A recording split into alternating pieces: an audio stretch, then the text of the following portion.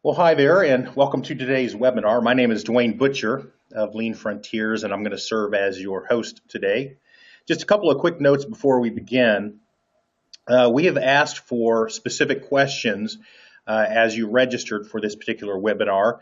So between Mike's presentation and the questions that have already been submitted, we're likely not going to have time for additional questions. So just please be aware of that. Also, today's webinar is being recorded, so I'm sure at the end of this you'll see some great insights. You'd like to share this with your coworkers. So this recording will be made available to you to be able to share throughout your organization. So you can look for an email from me later today. So for now, let me introduce our guest here today, Mike Worzen. Mike has been studying and practicing Lean for over 20 years in a variety of industries. He's an experienced Lean coach with men and women of all different levels of expertise. He's also co-author of a couple books on lean thinking applied to information and technology. Those books are Lean IT and then the Lean IT Field Guide, which I think one or both of those won the Shingo Prize. Is that correct, Mike? Yeah, the first one did. Yeah. Won the Shingo Prize. Great. He's also got a skill set that is not on most lean leaders' resumes, and that's that he is a 30-year practitioner of meditation and yoga. So I think some of that conversation will come into our presentation today. So, Mike, this really is a conversation that you and I have been engaged in for a few months, but really it was sparked back in April at Ohio State's annual Center of Operational Excellence Summit. I don't know if you remember that conversation up there in the Yes, suite overlooking the football field, but I do. yeah. That's exactly right. And it really got me to thinking, and I got to be honest, some of these concepts were, specifically mindfulness, is relatively new to me. And so seeing how that concept plays into leadership and our roles as lean coaches really piqued my interest. And I think that's kind of why we were hoping to get together today and talk through some of that. So I know you've got a little bit of a presentation, some slides you want to go through, and you and I will kind of talk throughout that. So let's kind of get things started off by maybe this kind of a more broad question, and that's because we've been doing this series on lean leadership. Why don't you tell us what your opinion is of what makes an effective lean leader, and then we'll kind of go from there. Okay, thanks, Dwayne. That sounds like a great place to start. You know, when we think of effective leadership and the importance of it to any lean initiative or transformation, lean leaders have to obviously deliver on results, and I think sometimes that actually gets lost in the conversation. But at the end of the day, no lean program can sustain itself if you can't demonstrate measurable results that matter to the customer, that drive profit, market share, customer satisfaction, those kinds of things. But most of us know that at the same time, we just can't get results through coercion or pressure or working overtime. We've got to develop our people to develop our capability and our muscle. And in my experience, the only way to do that, of course, is to adopt a very respectful approach towards people and how we develop, how we connect with people. Leaders have to lead by example and not just think that they can delegate improvement and just tell someone else, you need to change, you need to be better, but I'll pretty much be the same I always have been. That just doesn't work. That's not authentic. So in the end, leaders have to be somewhat inspirational. I don't think everybody needs to be a fountain of inspiration, but at the same time, you need to lead by example and have an authentic connection with your people, or you really can't lead. And this applies with every level of the organization, whether you're a frontline supervisor or a CEO. You've got to have that authentic connection. And the whole purpose, of course, is getting everybody on the same page. So when we talk about improvement, when we talk about delivering quality at the source, we all are really talking about the same thing. So we've got kind of an alignment around what we're trying to be. So when I think of effective leadership, those are some of the things that come to the surface. So, when you go further on leadership, there are so many skills that make up a leader. This is not a complete list, but when I think of great leaders that I've had the opportunity to work with, wonderful listening skills, observation skills, they motivate, they teach, they coach, they support, they create a meaningful challenge, they have an analytical side to them, they're lifelong learners, and they're very good at reflection. And when you think of this skill set, so much of this skill set requires mindfulness. And mindfulness, which is a hot topic, I think, for the last year. It seems like there's an article in the Harvard Business Review every other week on mindfulness, or at the New York Times. So it's the big buzz right now, but it's not a new concept at all. And when you think about the skills of lean thinking and seeing things as a connected system, looking at your business through a value stream perspective, and again, connecting with people, creating an environment of trust, developing yourself and others, all those things require a very high degree of mindfulness.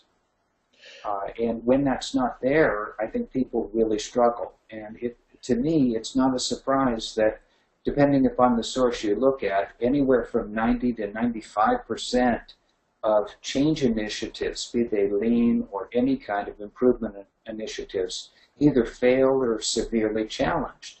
And I believe one of the contributing factors, a significant factor, is the fact that our leadership does not possess, nor can they nurture this mindfulness skill that's required. So Mike, that may be a good place to pause here for a second, because honestly, when you started talking to me about this, you told me how there are a number of articles being written out there that I hadn't seen, frankly, at that point.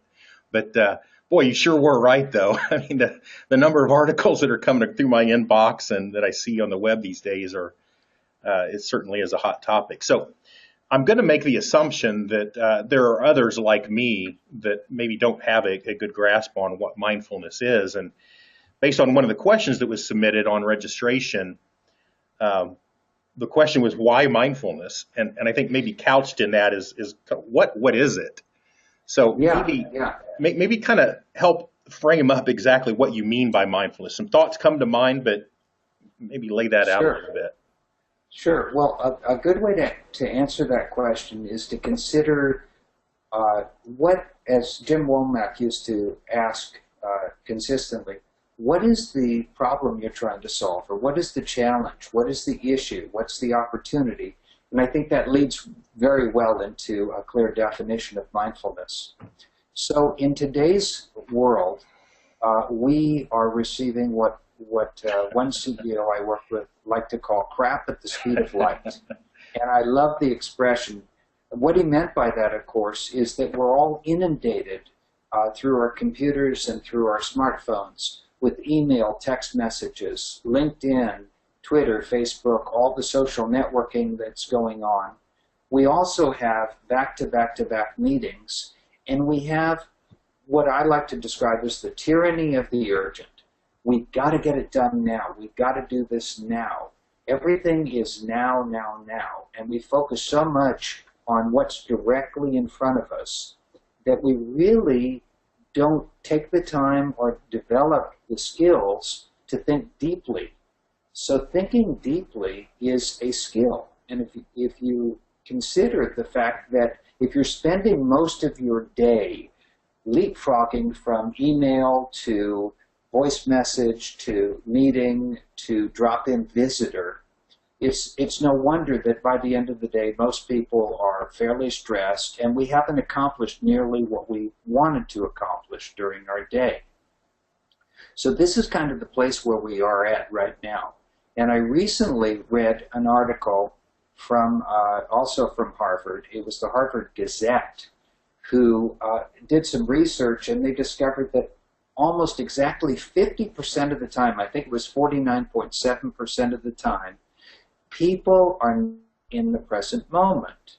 In other words, we're thinking about the past or the future. Either we're worrying, we're reminiscing, we're fantasizing, we're daydreaming, but we're not here. We're not now. And the problem with that is it's very hard to be effective if I'm not here, if I'm not what I like to describe as all in. So what we end up with is this brain that has been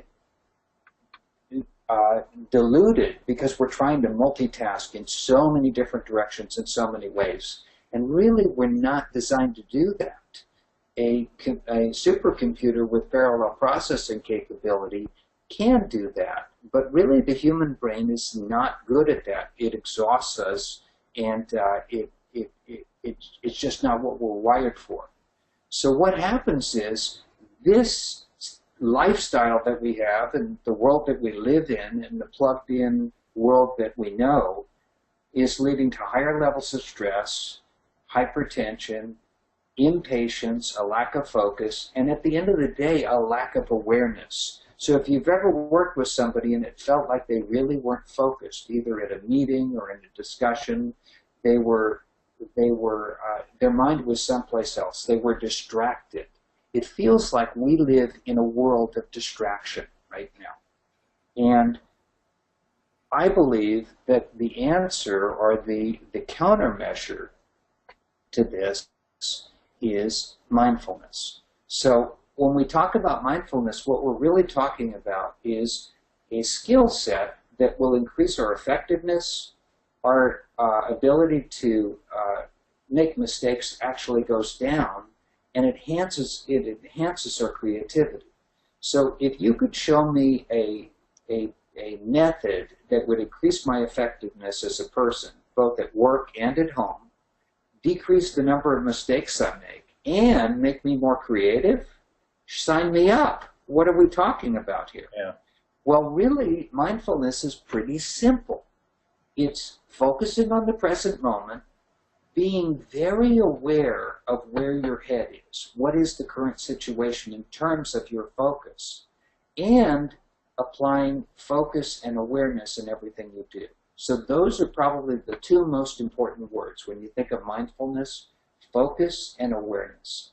So focus, we all know what that is. Focus is being focused on the subject at hand. When I'm in a conversation, I'm all in. I'm there. I'm really focusing on what the other person is saying, and I'm focusing on my response, so I'm not distracted. So most people are pretty comfortable with focus. So awareness is go ahead. When I tout my multitasking abilities, it probably would fly in the face of what you're explaining there. Yeah, exactly. We know what it is. That's a great point, Dwayne. We know what focus is, but we quickly are out of focus as we jump from an email and quickly get to a meeting and answer a text message and check the market on our smartphone. Mm-hmm. So we butterfly around, we leapfrog from one thing to another, and although we understand what focus is, we're pretty lousy at it. Yeah. Now, what mindfulness does is says you really need two ingredients. We need the focus piece. We know that. That's nothing new. But how can I develop an awareness? And the awareness that we're talking about is just not the awareness of, oh, shoot, I'm not focused on the task at hand.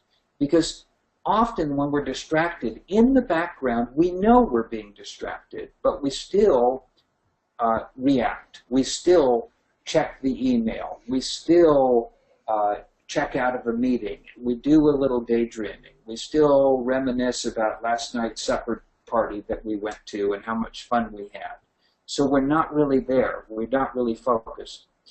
But the awareness we're talking about here is a little deeper than that. So I like the analogy of a bumblebee. So a bumblebee, we know, what does a bumblebee do? A bumblebee lands on a flower and collects pollen. So when you think of a bumblebee trying to land on the flower and the wind is blowing. We've all seen that before. And what does a bumblebee typically do? They keep landing on the flower, they fall off the flower, get blown off the flower, and they kind of keep coming back. So in many ways, your brain or your mind or your focus is the bumblebee. So think of your focus as the bumblebee. So your mind is the bumblebee. Where you want your mind to be is the focus, and that focus is the flower. Mindfulness basically says, how do we take our mind and our focus to where it needs to be? That's mindfulness. So in other words, we're saying, how can I, when I'm drifting, when I'm not focused, when my mind is not where it should be, where it needs to be, how can I make an adjustment? And just as a bumblebee says, look, I'm off the flower, I've got to get back on, and will fly against the wind current to get back on the flower, mindfulness gives us the same technique, basically, to do exactly that. So it's very simple to describe. It takes a lot of practice. But the good news is, as soon as you start practicing, you start to see the results almost instantly. But you have to practice for the rest of your life. It's not just kind of something I did for a week and now I'm done. So when the mind wanders, and we notice the mind wanders pretty quickly, in the background there's that little awareness inside of us that says, you know, I'm really not listening to what this person is saying. Or I'm multitasking right now. We know that. So the first thing we need to do is just be aware that we're not in the current moment. The next thing we do is very quickly, and this just happens in a split second, we note what's happening in our brain. So typically what I find is if I'm not there, I'm thinking about something. I'm daydreaming. I'm worrying. I'm planning. I realize that I'm not focused. And I find for most lean practitioners that I work with, they're in the planning mode. So when somebody's speaking or they're in a meeting, they're planning about something. They're preparing, they're planning, they're thinking about a scenario, but they're not there. So the step is simply to say, wow, I'm thinking right now, I'm planning, I'm worrying. And then, just like the bee that flies back to the flower, what we need to do is gently refocus on the subject at hand. And the word gently is a very important word. You don't say, oh shoot, I'm not focused on the meeting. I can't focus. I'm not being mindful. It's not about criticizing. It's not about condemning. It's not about being negative about yourself. So if you had a little toddler that was trying to learn to walk, and that kid fell down, and you were trying to pick them up and help them walk, you would do that in a very gentle way. You wouldn't say, well, you stupid kid, why can't you walk? Just get up and walk. That would not be right. You would say, okay, let's try again, and you would kind of help them in a very gentle, very supporting way. This is the approach that we use in mindfulness. I've got to think that in the beginning of trying to practice this, that I'm going to find myself, I'm going to become aware of how little I am focused. Yes. So if I'm not gentle with myself, I guess I would constantly be beating myself up Exactly. until I start to get into that routine of being able to be focused. So, and you're so right, Dwayne, because this is just so important. You've got to say, look, I have a human mind, and our mind is really wired to do something that no other animal on the planet can do, and that is we can think about things in the past and the future. This is an incredible, incredible skill set that's led to look around you. It's led to everything that mankind has accomplished, good and bad. It's really our ability to think beyond just what's right in front of us. But at the same time, it turns out that if we're constantly living in the past or the future, or in fantasy land, the mind actually can't be in the present moment. And there's correlation between presence and happiness. There's a lot of research that shows that the most happy people are those people that do have a high skill or ability to be aware of the present moment. Mm-hmm. So here's the interesting thing about mindfulness. Each time you notice that you're not in the present moment and you gently refocus back to the subject at hand, it's just like you're doing a rep at the gym. So every time we do a rep at the gym, what happens? Well, you break down your muscle mass and you build strong muscles. And when you do a rep at the gym, you don't say, what a weakling I am. You don't beat yourself up. You say, well, that's one more rep in the right direction. I'm trying to strengthen myself. Well, we're not trying to strengthen our physical muscles. We're trying to strengthen our awareness muscles. So instead of beating yourself up every time you say, hey, I'm not where I want to be with my mind, congratulations, you have just done another rep towards becoming a mindful thinker.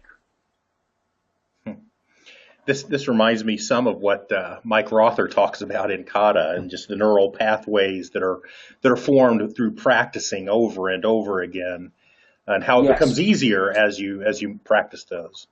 And that's a great point, because those neural pathways are all about a routine.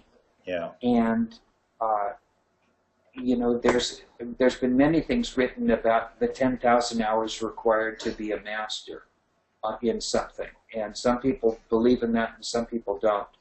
I'm not sure that's the real issue. The real issue is, what is my intention and what is my practice? So just as with Kata, this needs to become a daily routine. Mindfulness must be a daily routine, but it's not just something we practice for 10 minutes or 20 minutes. It might be when you begin, but what I find is it pretty much takes up as much of your day as you're ready for. And it takes years to get to the point where you can focus on being mindful all day long. I know a lot of people that I coach, when they're just getting started, they'll just go for 1 minute a day. If you're not used to this, trying to be totally focused on a single point of concentration for 1 minute can seem like hours, mm-hmm. because your mind quickly starts to think about other things, and it's very, very difficult not to go there. Now, hopefully you can see how important this skill set is to lean thinking and being an effective leader. Because how can I be a good listener? How can I see things from a lean perspective? How can I connect people? How can I develop people? How can I be creative if I'm not bringing my A game to the table? And I don't think you have your A game if you're not in the present moment. So a great way to start practicing is to start with something super easy. Select a daily task that you do. It could be something as simple as brushing my teeth in the morning, or washing the dishes, or starting my car before I drive to work. Anything like that. Something that you do that's already a daily task. As you do the task, become aware of where your brain is and what you're doing. And the first time I did this many years ago, I was surprised to discover that I pretty much was unconsciously brushing my teeth. In other words, I wasn't thinking about brushing my teeth at all. I was thinking about the work I had to get accomplished that day, the errands I had to run at lunchtime, whether or not I would have time to make it to the gym at the end of the day. All those things were going around. So the last thing I was doing was thinking about brushing my teeth. But if you said, I'm really going to just focus on brushing my teeth, how can I do that? Well, you want to get super focused. So what are you doing? Okay, I'm opening up the toothpaste. I'm putting the toothpaste on my brush. I am brushing my teeth starting with the upper left side. very deliberate focus, what you will find very, very quickly is the mind will start to say, I wonder if I've got time to pick up my dry cleaning on the way to work. As soon as that happens, simply note what's happening. There I go, I'm thinking again. And at that point, simply refocus the mind, and you've got your first rep in for the day. So if your mind started to say, geez, I wonder if the boss is going to show up to the report out today, you would simply, in your mind, you would simply, don't resist it. Don't try to fight the thought. You would simply accept the thought. Note the thought, I'm thinking about the boss. Now you would think, back to my brushing. And you would just start to think again about brushing your teeth. Now that may sound very simple, and how could that matter? But that's the skill. That really is the basic skill to get the focus and the awareness that we're talking about. So once again, we see those words, awareness and focus. Awareness of where my head is, and focus, the ability to shift my awareness to where I want it to be. As you're talking about some of this, the ways that this would impact me most is really one of the tenets of lean, respect for people. How easy it is when I'm with someone, and I truly want to listen to them, but again, I get into that mode where I'm thinking about something that maybe I said an hour ago, or something that I've got coming up later in the evening. But what respect for somebody is that if I am not there taking in what they're saying, what they're sharing with me? And that is so true. And quickly, we all seem to have this sensitivity that we know whether or not the other person is really connecting with us, is really focused on what we're saying. And we may respect the other person and admire the other person, but we all know what it feels like to feel that the other person is distracted. If you're, in an overt way, if somebody you're talking to glances down at a text they're receiving, that sends a very loud message that the text is more important than what you're saying. Even if they shake their head and say, oh, I'm listening, they clearly have severed the connection with you, or dealt it a major blow. Yeah. And respect for people, which is a topic that is near and dear to my heart, and I feel it's the missing link of really effective lean transformation. It's the two pillars of the Toyota way are continuous improvement and respect for people. And the respect for people piece cannot be accomplished without the ability to be mindful. So when you're talking to somebody and your brain starts to say, uh-oh, I'm drifting. What he's saying or what she's saying is really interesting and I want to listen, but I'm drifting. When we practice, so what I like to use is a single word, not well, I'm drifting and I'm thinking about something I said an hour ago. Oh, I need to get back to the conversation. That's too distracting. We're making things worse. Instead, a single word, and it can be your word. So maybe the word would be drifting. Maybe the word would be focus. But a single word works very well for me. I like the word focus. Which is exactly what you're saying. It's becoming aware of the situation, aware that I'm drifting. And by using that word, you're refocusing back on the here and now. Exactly. And it's just repetition. It's just practice. Now, for those people in the audience that are thinking, well, is this meditation, or what does this have to do with yoga and meditation? The good news is, if you're into yoga or meditation, this should be very familiar with you because there is a lot of common ground. But if you're not into yoga and meditation, you don't have to practice meditation or yoga to practice mindfulness. Though yoga and meditation can help, some people find that it actually accelerates their ability to be more mindful. I know a lot of people that say, look, I'm not interested in getting on a mat and crossing my legs. I'm not interested in sitting for 11 minutes and trying to meditate. That's just not for me. That's perfect. That's just fine. You do not have to sit on a meditation cushion to discover the benefits of mindfulness. But I feel these benefits are essential. And when I think of some of the great lean thinkers out there that I've had the ability to work with, they all display mindfulness. Yeah, yeah. They all are very much in the present moment. Now, are they perfect? Is there anyone that can be mindful 24/7? I haven't met that person. However, it's not about being focused 100% of the time. It's about being aware of where your focus is and being able to gently redirect that focus without creating a lot of negativity in your brain. So if you start to complain and say, oh, I can't do this, that actually distracts you more. That just gives you another level of distraction when you say, I can't be mindful. Mm-hmm. So if this feels like a puzzle, it's really very simple. And all it requires is a little bit of experimentation. Now, you mentioned Mike Rother. And one of the things that I did years ago is apply kata to mindfulness.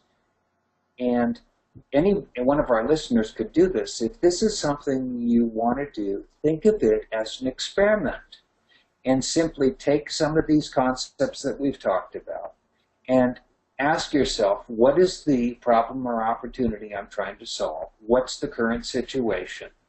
And then apply the kata questions. Actually use the kata board so you can capture your experiments, run your experiment, be it selecting a daily task or anything else you want to use, and actually iterate through this process. And what I found was my effectiveness went up, my creativity went up, and something I didn't expect was the amount of time I was spending on negative thoughts decreased.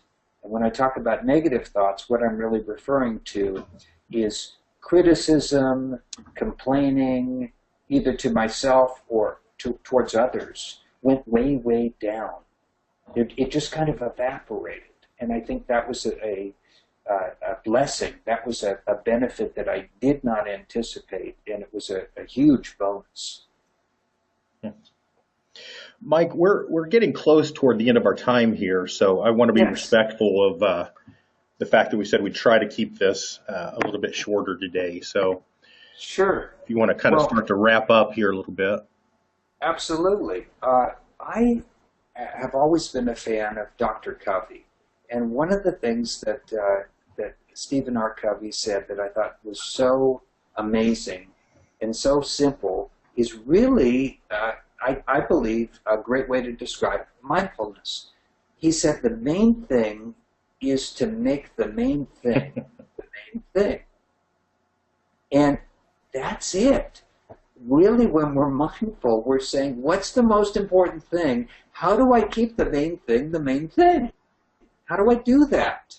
And I believe that these techniques are a way to do that. And obviously, there's a lot more techniques. There's a lot more to this.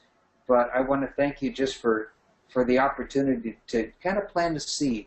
Yeah. If there's interest in this, then we're going to go a lot further. As a matter of fact, at the Lean Coaching Summit coming up in July in Minneapolis, I'm going to be presenting a workshop on mindfulness and lean thinking.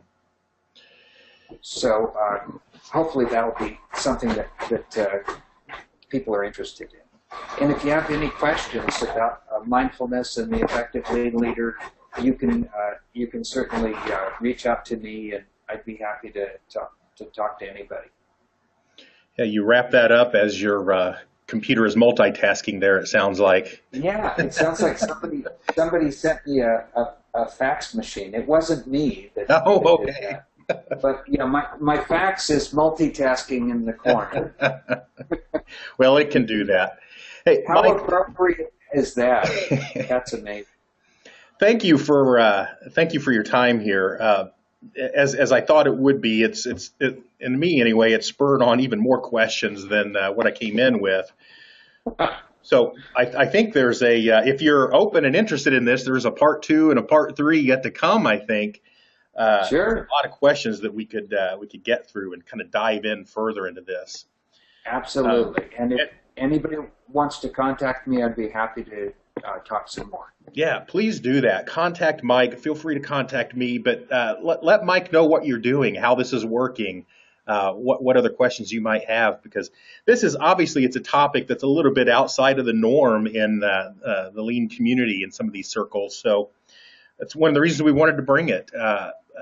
Mike has been a thought leader in this area for quite some time, and certainly somebody that I've respected. So thank you, Mike, for delivering this message to us, and look Well, forward to thank hearing you you. a little bit more at the Lean Coaching Summit in Minneapolis, which, by the way, is July 25th and 26th up in Minneapolis. Yes, that's right.